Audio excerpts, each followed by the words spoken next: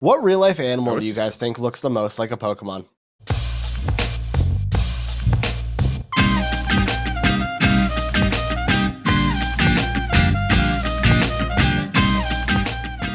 Hey yo, welcome back to the High Kicks podcast. How are we doing, everybody? Chad is Finger back. guns. Chad is not speaking. He is just seductively drinking a water bottle. Okay, so to Brian's question, I said a narwhal just because that thing's not real anyways. But I was really trying to think like of what actually looks like a Pokemon. Flamingo. Like a penguin? No, both of you are just wrong. What are you saying? A fucking axolotl. Nah, that looks like an alien. That don't count. It literally is Yeah. a whooper. A whooper is just an axolotl on Bro, two legs.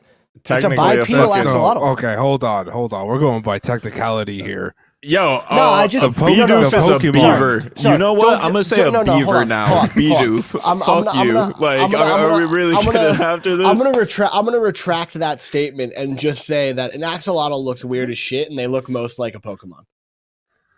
But it also just like Piplup is a penguin. That's why I said penguin, bitch. Fuck you. Brian, you might be the most dedicated axolotl hater because I feel like that's the only reason why you wanted to ask the question was to just say you You don't didn't say like seal. how axolotls Like seal look. is seal. Like you Well, I didn't say was so- seal. So I was thinking of animals that also like look kind of weird, not like animals that like the Pokemon You version. didn't of say them just look Ekans. exa- Fuck off, It Carl. literally is a snake. I know, but like, Like, bro, no. But so I let me understand. Fuck let your me answer. rephrase. Let Fuck me your answer, rephrase why I Brian. say axolotl. Axolotl seems like the Pokemon version came first, if that makes sense. You could have It said a seems- mouse looks like fucking Pikachu, and, No, and but it you looked- decided it- to say a goddamn axolotl. Like, My bro, logic why on not? it Why not is- Perry the Platypus? Like, 'Cause my legitimately, why logic- not Perry my- the Platypus? My logic on it is that Or why not Pablo the Penguin, like from Backyard Against? Or why not another all Backyard right, Against fuck character? off. Pablo 'Cause they're literally pretty tough. looks like Piplup. Like I stand Yeah, corrected. no, that's why I said stand that. corrected. I'm just saying. I'm just saying. Screw you.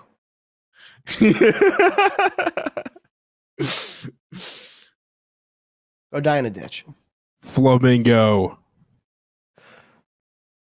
All right, we're gonna start this just with Carl's. Actually, no, we're gonna go Chad first. Chad, I do have a question for you. Bro, I have an answer. What happened? 4-0 this weekend, Brentford over Leicester. Do you care to explain? Um,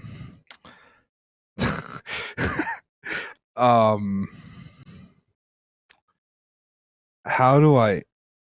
Less pauses, more talky. I know. I just feel bad because I don't know. I feel like 10 years of listening to the Smashing Pumpkins like finally makes sense. That's The world is a vampire. no. I mean, like,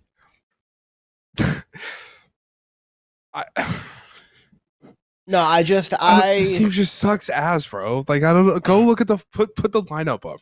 Put the starting lineup up. You want the lineup? Like, yeah, put the lineup on screen, dude. I'm being Here- for real right now. Here's the lineup. Sorry Look for the at poor it. scroll. Look at it. Yeah, no, for anybody just listening to audio, check out the YouTube to just see what we're Hold on. looking at. But like, Hold on. Let's do some math. How old is Jordan Ayew? Jordan, not Andre. Jordan Ayew. Jordan Ayew, 33 years old. Jamie Vardy, 732 years old. Jamie Vardy, 38 years old. Yeah, but Bobby, still goated. we have 33 plus 38 plus 32. Are you talking about your front three? We have a front three aged 103 years old. Bobby De Cordova-Reid is 32. Yes. Is he really? Yes. Why do I feel like 27? Looks going to be deceiving. How old is Ndidi now? That's what I'm really wondering. He's getting up there in age now. Okay, but oh my god, like the 4.6 on Hermanson pisses me off. It's Ndidi is 28, Carl. It's Okay. Look, this team's just ass. This team, Your team's just ass. honestly, hindsight 2020, and I understand that like you don't want to try to break Premier League rules. Everton's broken rules. Nottingham Forest has broken rules. Look at where they are now. That's a very valid point. I'm not gonna lie. The people that have broken the rules are succeeding right now, and I hope the Premier League notices that. I think they're changing PSR probably next season or whatever. They're doing something different, and it's funny because we broke the rules in the EFL, and when we get relegated, we'll probably stay there. Yeah, no, that's the problem with Leicester. Like, if you guys, and it's kind of a when, I hate to say at this point, but like when you guys go down, like you're facing Substantial points deduction. substantial sanctions. I'm assuming like 10 points is minimum. Carl, you've been sitting here pretty quiet. I saw you go on mute to talk to your roommate. You got any thoughts on Leicester? You've said it already, Chad. I think the primary issue with Leicester right now is like the age of the front three, though. Like, no matter what you're doing with a side, you can't have three players above 30 being your primary. Like, unless you have MSN, you could have them all above 30. Sure. If you have Bale, Ronaldo, and like you have to have obscene circumstances to allow that to happen in today's game. Like all of the up and coming stars, you one young player and just experiment more. Like you're already in a relegation spot anyways. I think what they need to be like really trying to hone in on are young talent. Like that they have. We don't have that. Exactly. So that's what I mean. Like you need to move on. Like you've been riding the wave since the title. Like, and don't get me wrong, like that was a massive wave. Like the fact that you're still in the Prem is fucking amazing because they're not still in the Prem. They left and came back. Yeah. I know, but that's what I mean. Like the fact that they even got back to the Prem. Like I genuinely was surprised by that just because, yes, they balled out, but like they were having the issue of being found out halfway through the season because of managerial status. They have constant issues in terms of age. They have so many players that end up leaving like just on random ass deals. The best deal that they've had was Wesley Fofana that I can remember as of recently. I will tell this, man. I mean, kid at Dewsbury Hall. Yeah. So that's a really good deal because he was. I don't know. That's just what everyone does. I hate to say it. That's kind of never should have been worth that kind of money. Yeah, but it's also just we don't have an actual outside of holding midfielders. There isn't a midfielder on this team. No. And albeit Oliver Skip like started off the year pretty decent. 20 million. Yeah. 20 million. We already had Ndidi and Sumari on the team. And your only transfer in January was Boyo Koulibaly at right back, which albeit he's pretty decent. Yeah. But you don't like Fitzgerald was done for the year. You don't have a right winger outside of Jordan Ayew. And I mean, and we see what happens at that age in the Prem, especially if you aren't like an obscene talent. Even if you are an obscene talent, like you end up getting knocks and stuff. And his usage is way too high for his age. Like he doesn't really do anything. He's not going to get hurt. Fair enough, but like, bro, the dude's still old enough to just get hurt for no reason. He doesn't do anything though. You are right. But like what you mean is kind of like when you get to the end of the games, they're kind of just not existing because their legs aren't there, which is what's happening to Vardy because Pat the Duck is washed. You saw Tom Cannon. You brought in Is odds and Patson Edward Daka already washed? for no reason. Yes. Very incredibly. It's so over. Like it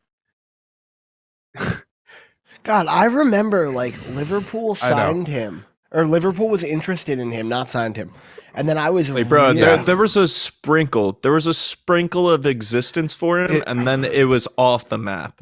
and I was like really kind of bummed when he picked Leicester, and now I'm just like looking back on it, Fuck no. really not bummed that he picked Leicester. It's Yeah. really funny when all things considered who else came from there. But also just Yannick Vestergaard isn't a fucking Premier League center back. I can't fucking No. believe we gave this dude a multi-year deal. He's is a big not. guy without legs, and he's shit at set pieces. So essentially, he is the soccer equivalent of Bull. Oh, I thought you were gonna say a long snapper. No, Like- he's the soccer equivalent of like Mo Bamba, Bull, like all this. It's like, oh my god, they're so fucking big. Actually, let's go with Taco Fall because fucking Taco Fall's playing over in China. No, Taco So- Fall has a funny name. Yannick Vestergaard stole a shit ton of money from this team after a single decent year of the championship. Mind you, we signed him and Ryan Bertrand after Leicester City beat them 9-0. It will never make any fucking sense. There, I'll leave it at that. That's Fair wild. enough. I do want to move us on. Yeah, we can get into my sorrow. So I started off the last little bit of a segment asking Chad what happened. So now, Carl, are you okay? Well, they didn't lose. Yeah, but it's Everton. I mean, Bro, Chad, sorry, I have higher standards than you. Fucking my team is supposed to actually be half decent. This is fucking like our worst finish was Seventh? sixth. 6 or For 7?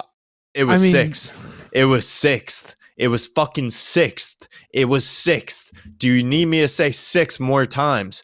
Because fucking Liverpool will probably score 6 against us like next time we play, and we're gonna get shit on every other half decent team throughout the entire Premier League and literally get dick slapped by whoever, and then it's just gonna be like really, really depressing to watch because Andre Onana doesn't have hands, and I don't think he has legs anymore. I don't know what the fuck he's doing. Mazraoui, thank you for existing. You're actually one of the only half decent bright points on the side.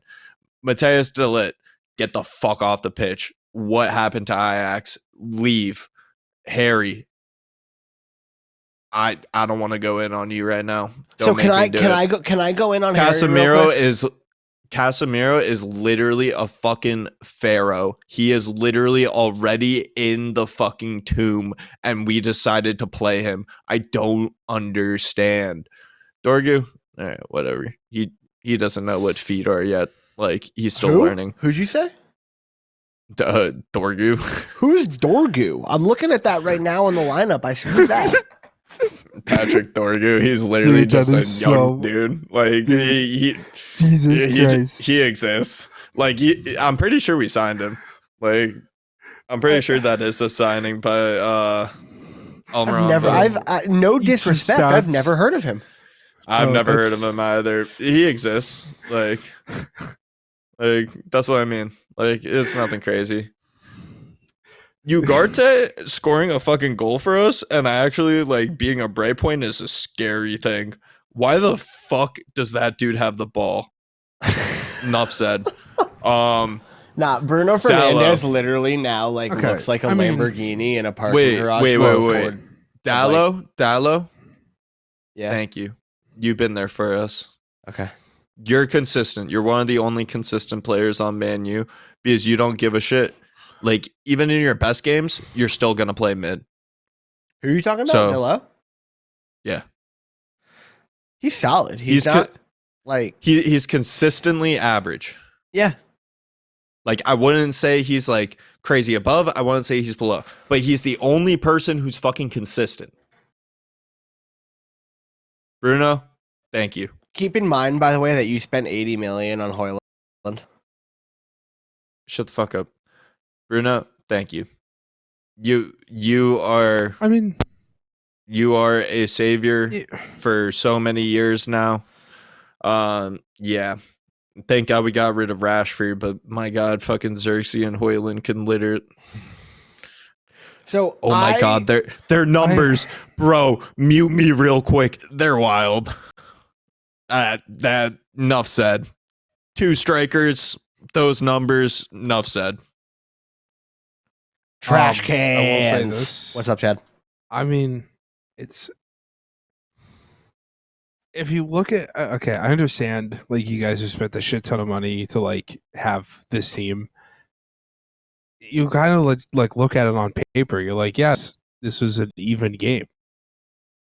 I hate to say it, man. You have an old washed Casemiro, old washed Harry Maguire, old washed. Well, he's not old, but you have Delit, who's washed.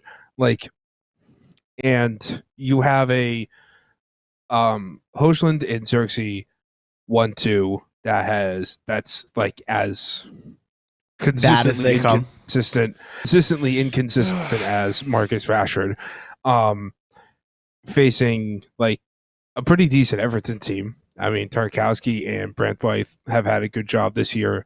Doucouré's having a really good year too. I think David Moyes is just, doing really good at his old club. Well, that he managed. This is the second time.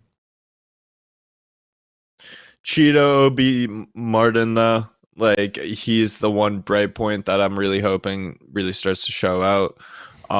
He was such a young talent, and Dude, I really think it's still such a big deal that you guys poached him from Arsenal. Yes, bro, the dude scored more than Haaland scored, and he was doing it against other Prem side. Like, Had Makoko numbers. Bro, he was different with it. He scored like 14 goals in a game or something. Yeah. Yeah. He is absurd. So I'm really hoping he really starts to just like become adjusted to the pitch more. I really like the way that they're deploying him. They're having him go out later in the game. I understand Garnacho is also a player that you sort of have to do that with. I wish he wasn't, but my God, we sort of need some stability within the side because Højlund's way too young. Like, I'm done with the ranting, and I'm down to be serious. Højlund is way too young to be trying to take this massive of a role, and he just hasn't developed enough. Yes, there are other players at that age that could be doing that. He's not one of them. Xerxes. So wait. Can I jump in on? So I don't think Højlund is the problem. I don't think it is either. But I also think hold up. So I think the Xerxes signing was the problem. They should have gone out and gotten an older, more experienced, like proven striker to play alongside Højlund to teach him how to be the guy. And of course, here's the thing. Like, tactically, they ended up having to change everything. Xerxes was not a signing by Almiron. Amorim. Yeah. You said Almiron like you're talking about Miguel Almiron, like he's signing players for your team. Yeah. By the way, like, high key, why can't you get players or managers or anybody's name right? I don't know. Yeah, I don't want to talk about it. Real quick, Chad, are you doom scrolling on Instagram or TikTok or some shit? Your head's down. And Yeah. like, okay. I was gonna say very much with Man U, it's fair enough. But yeah, no. If you break it down, Maguire just shouldn't be on a Prem pitch. Since we were talking about United, I switched the water with straight vodka. That's why. Oh, okay. Yeah, that's fair. I will say I cracked another Surfside when we started talking about United. Yeah, but it's like even on the bench, like, bro, there's fucking nothing. You're just bad. Lindelof?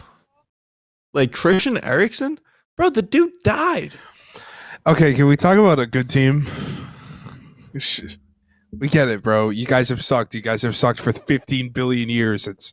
Sir What, we're gonna Alexander talk about Ferguson Arsenal? in They the suck too. No, Like, I was going to talk about. go through the rest of the fucking Prem right now. Go through every single goddamn team and tell me one team that's fucking good. Oh wait, you're gonna talk about You're right. goddamn Liverpool? You're right. I No, don't no, want to no, fucking you're do right. that. I don't You're want to right. do that right now.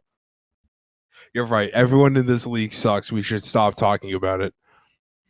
Yo, actually, do you guys want to start talking about the NBA? We should Like, start talking about the championship. the championship. Yeah, you're about to be there, so shit, might as Well, well. we'll cover it a little bit next year, even though we said that 2 years ago and we didn't cover it last year. But Chad's the only one. So I actually do want to talk about the Arsenal match, and I'm gonna take myself on a little bit of a full screen rant here. But this match kind of, in my opinion, to a degree, showed that Arteta's kind of just might not really be the guy and might not be fit to be an elite manager.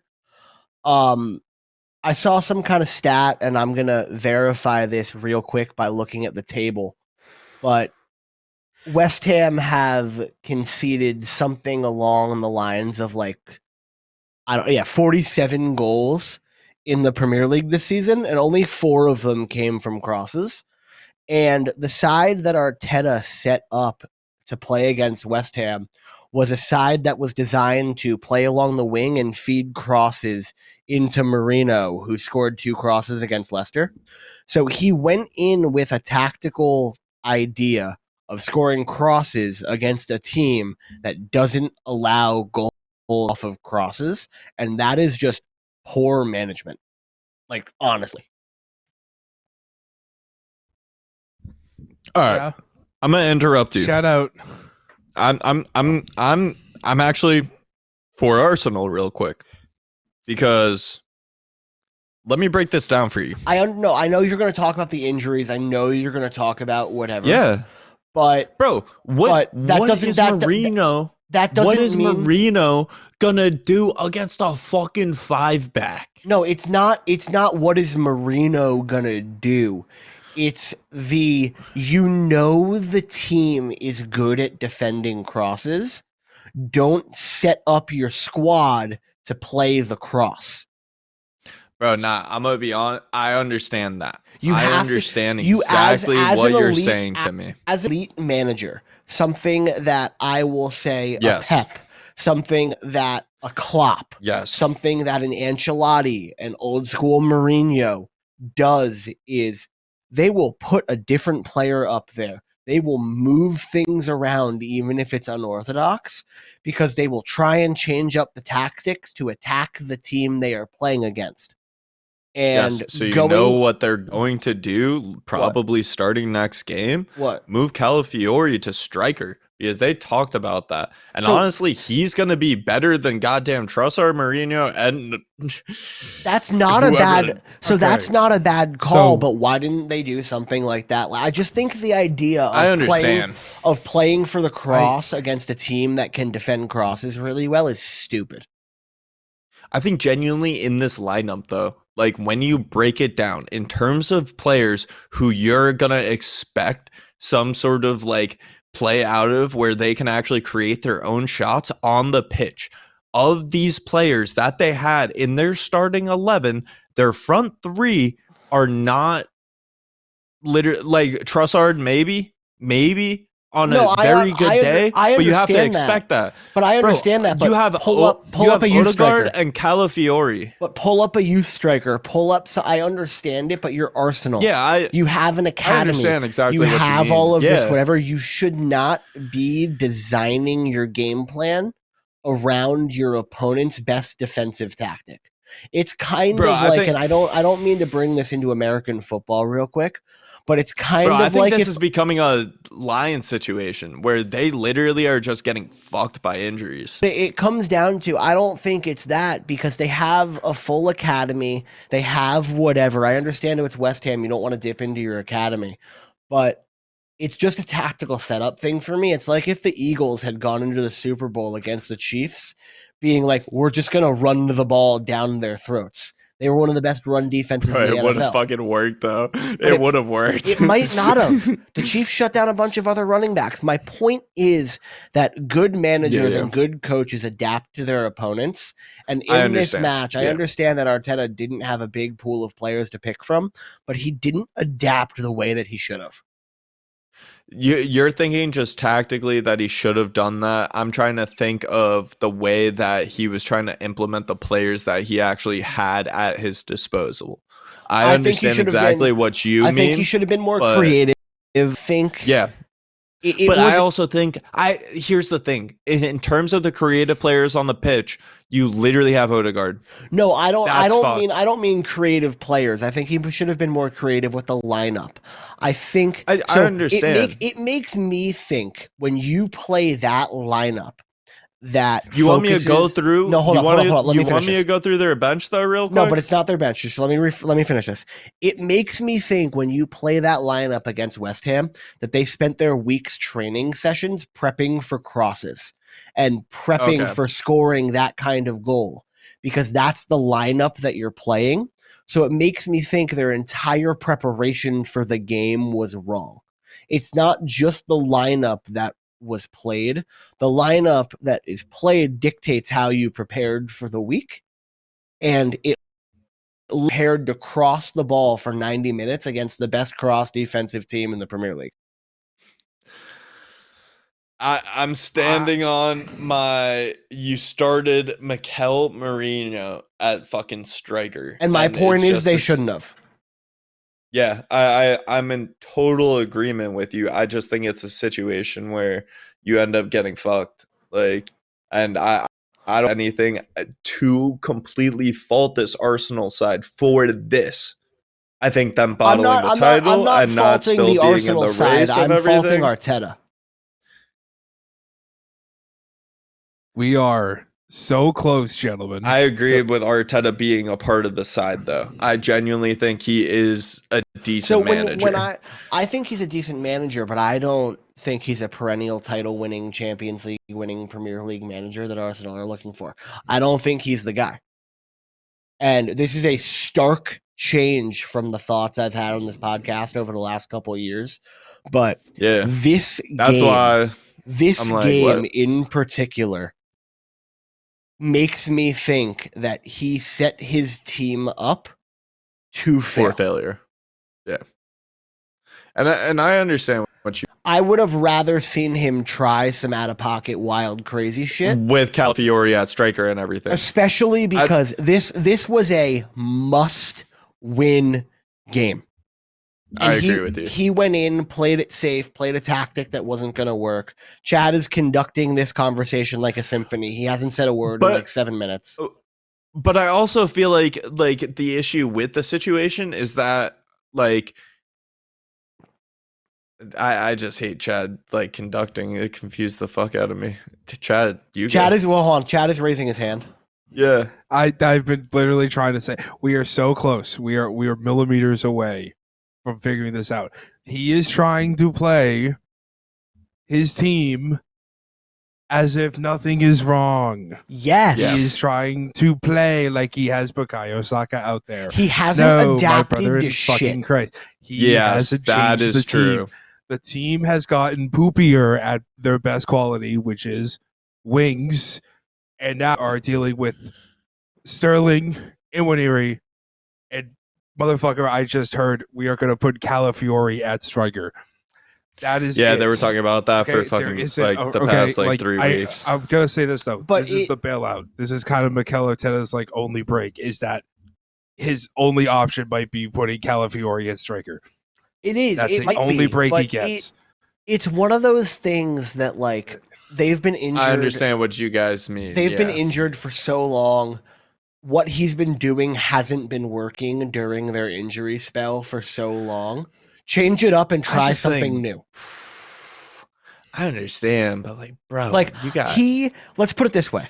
During Liverpool's center back crisis from a couple years ago, Arteta doesn't... You had fucking Allison! No, but let me finish. Arteta doesn't seem like the type of manager who would have put Fabinho at center back because he had to.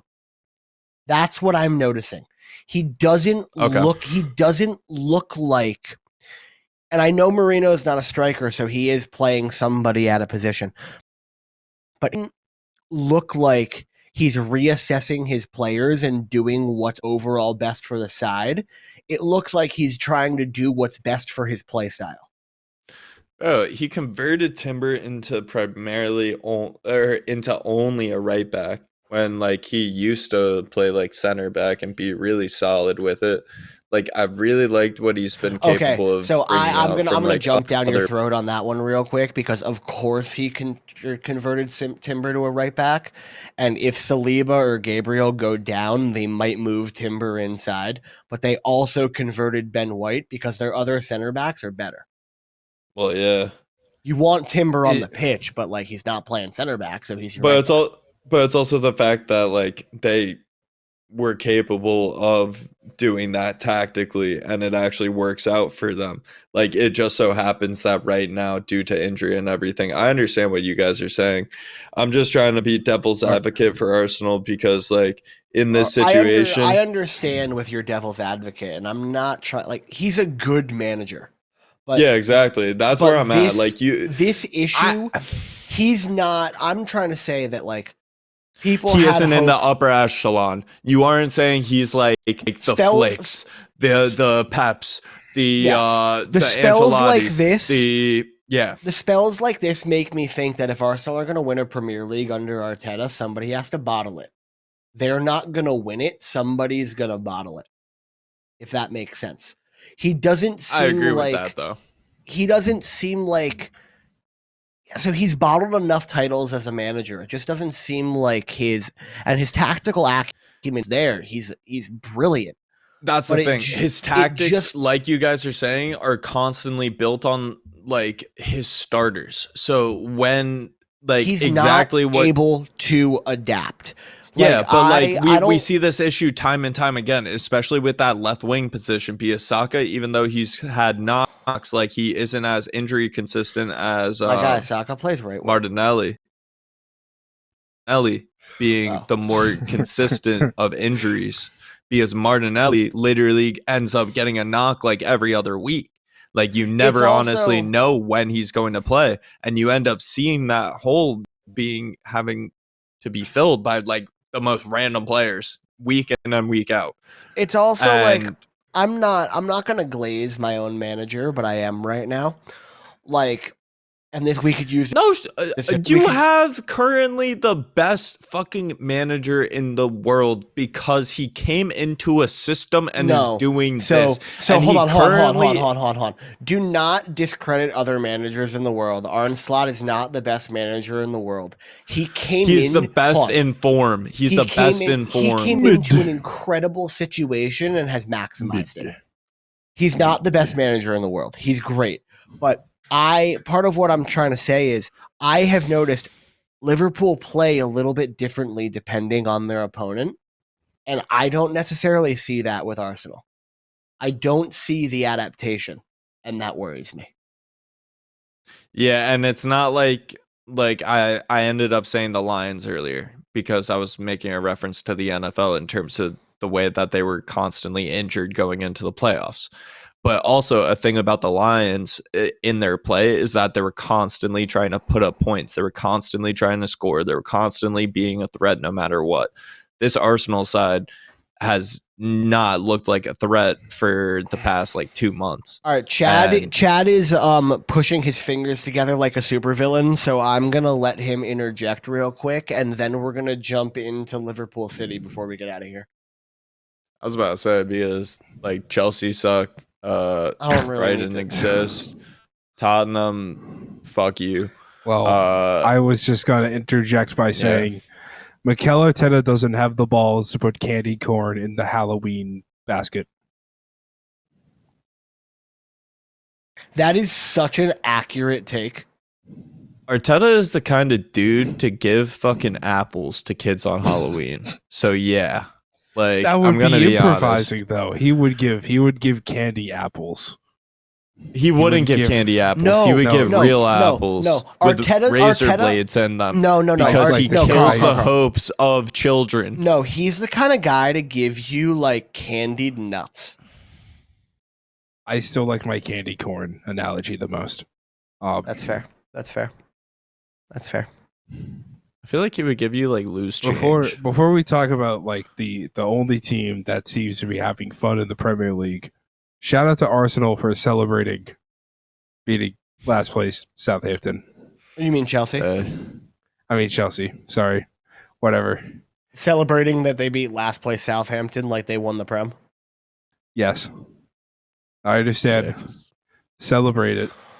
But you will rue this day. One does not mock my fellow relegation brethren and get away with it. All right. So I'm going to get into the Liverpool City thing real quick. We're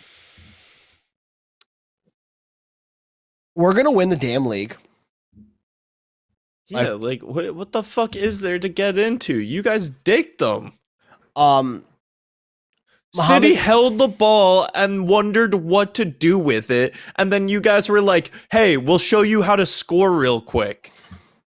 And then you were like, "Oh yeah, in the second half we're gonna put on a defensive fucking masterclass and literally have City sit there and be like, I don't know what to do." So that first goal that Liverpool scored was an unbelievably well executed corner routine. Second goal was also. Yeah. So I want to take a little bit of time to talk about Dominic Szoboszlai. It is going to sound wild, and I don't mean this in the sense that he is this player, but thank fucking God Liverpool actually have a player who's deserving of the number 8 wearing number 8 again. Because watching Naby Keita wear the number 8 was a disgrace to Steven Gerrard. And Dominic Szoboszlai has so much goddamn heart. He collapsed on the field and just laid down because of how tired he was after the match. Like, the dude plays for the badge and nothing else, and I love him. I mean, I knew it from day one. So. I did too. I knew it from the second they signed him that, like, he was the guy. Carl knows, I mean, Chad, before you even joined this show, like, when he became the Hungarian captain, when he was still playing at, like, Salzburg before he went to wherever, like, bro, we were all over him. This man up. And we like were hyping this man up so hard, and like it was literally so many rumors about goddamn Man U sitting in there, and then oh wait, you know what happens? Liverpool. Dude, the amount of players that were linked to Man U that came to Liverpool. Dude, the Gakpo one's got a sting. Bro, yes. A lot. Chad, do you know that story? So like Carl and I are going back and forth. This is before you joined the show. Fucking Chiesa, like a couple years ago. But Fede doesn't count. But so like Chad, we're going back and forth about this. This cup just ends. I'm at the gym. Carl's like, apparently like Gakpo's next location is going to be announced like before the window opens. We're talking about it. I get a notification. Bro, literally every single fucking thing. Every single thing is saying Man U. Every single source. Me and Brian are talking about it. Like Brian doesn't even care if he gets this fucker, but he's like, yo, he's probably going to me. He said that to me in the conversation we had before he gave me a call when I was in the middle of the gym, and I was also great fucking workout afterwards. I can tell you that. But yeah, that one's got a sting because he's excellent. But this Liverpool team is excellent, and this is also going to sound like glaze, but it's just not. Mohamed Salah is having the best Premier League season we've ever seen from any offensive player, and I don't think it's close. I don't think it's close at all.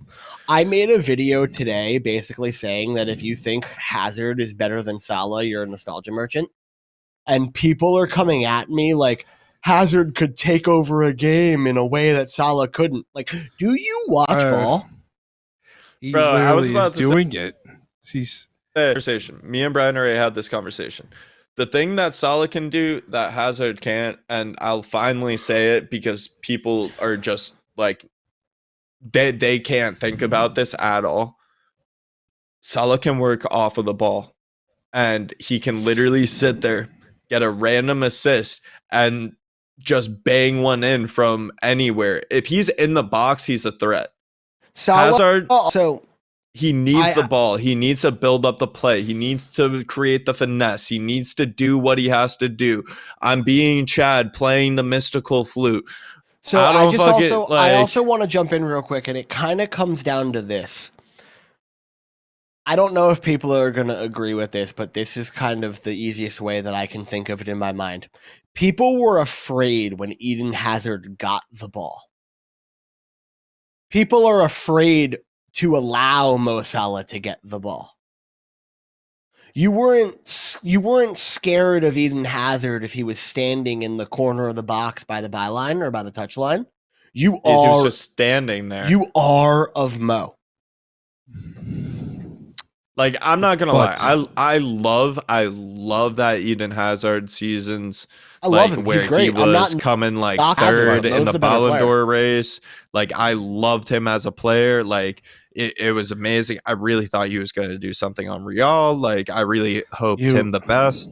Of course, that didn't pan out. But like, Mo Salah will probably win the Ballon d'Or this year and solidify it as him being the best Premier League winger of all time. So I'm not gonna lie. I think he could be ahead of fucking Thierry Henry if he doesn't leave Liverpool this season and he stays for another year, he could be the best Premier League player ever. I think he could do it this season. I think if he ends up winning the Champions League, ends up winning the league, like, bro, rip. Like, no, I'm also going to up, say, if he does all of that with a 30-20 Premier League season. That's what I mean. That's what I fucking mean. Like, no, we haven't even talked about the fact that we're 27 games into the Premier League season, and this dude has 41 goal contributions. Yeah, no. What, Chad? What do you? Give me Harry Kane. No. I mean, look, if we're talking about guys playing the 9, I'll take Harry Kane over Mo Salah.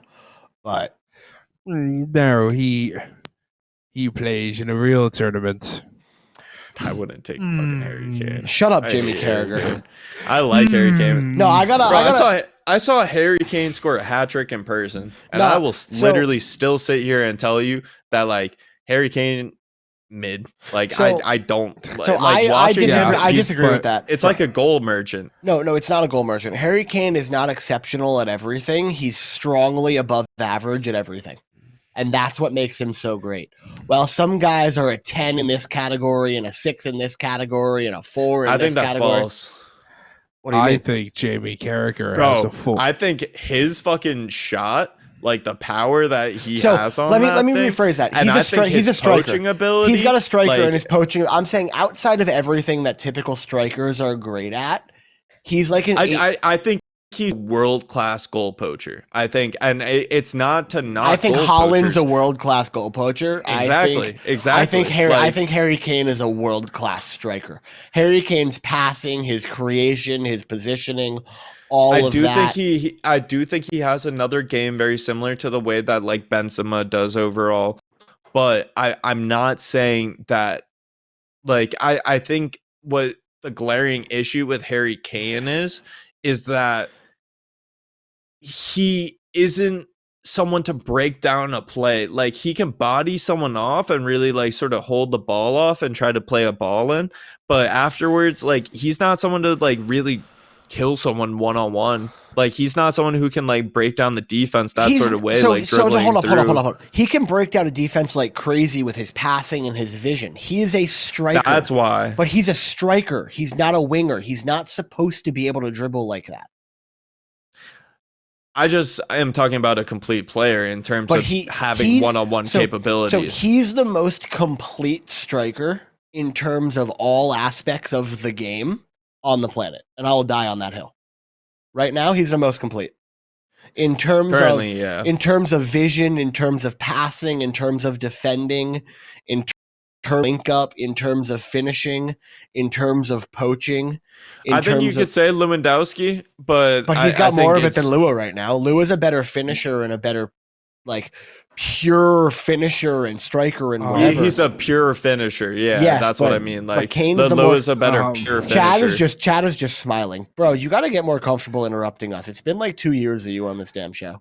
Well, I mean, y'all are just having a really damn good conversation. I'm just gonna chill here and wait. That's fair. You don't want to talk? I got nothing to add. He doesn't want to make it unnatural. I got no horse in this race, man. Jamie Vardy's better than both of them, anyways. Like, fuck. Yeah. So the last, honestly, the last real sort of striker like that I consider in this sort of realm was Benzema. Okay. Like when he was more at peak, because like the way that he was able to break down a play as well as just get like, bro, the dude was pretty much averaging an assist. Like even when he was like post Ronaldo, like he was averaging an assist and like 0.7 goals. Like he was disgusting. He was really doing everything for the team as like that center forward position. Like I understand Kane has done that. I think Kane has never had the same sort of like one-on-one, I'm going to be able to break you down like this. I think Kane can shoot it past fucking anyone. He doesn't have that. Bang it in no, with he the doesn't best have that one-on-one, but he doesn't need to. Also, yeah. I'm going to give you and Chad a quick 2-box to have whatever kind of discussion that you guys want. I got to pee, so have fun. Connor just came in. Should we let Connor decide what we talk about? Don't even mention Connor. Have him talk for a couple moments. Just have him talk. Yeah. I won't say a thing. Just Connor. Yeah, get him to rant. Get him to rant. Just rant. PG. Just rant. Just rant. Just have fun. Yeah. Talk about anything, but like PG. All right. I really wish there was more world peace in this world. And I think there will be more world peace if more people watch Star Wars. Especially the new Andor Season 2 trailer. It just came out like less than 36 hours ago. That shot, Shiznit, that Snapple, oh my god, it is so good. It is dynamic. It is like pure, He knows ball. Choreographed, cinematic masterpiece, and it's just a trailer. Come on. It makes you want to grab your Frankfurt hot dog and just let the mustard go everywhere. I tell you. All right, wait. I have a real. You're at Fenway Park. When you hit that grand slam as David Ortiz, big poppy, the fireworks go off. 521st home run. Oh my god. Oh yeah. It just goes nuts. I am looking for some sunglasses, actually. That's the main reason they came back. I had these pink ones the other day. You know where those are? Carl, you should probably get him out of here. I really came in here trying to be quiet. You're good now, bud. You're good now, bud. Thank you. Fuck Jamie Carragher, honestly. He's an asshat. I love him as a Liverpool player, but to come out and say that the Athon is not a major tournament shows that you are an insensitive and out of touch piece of shit.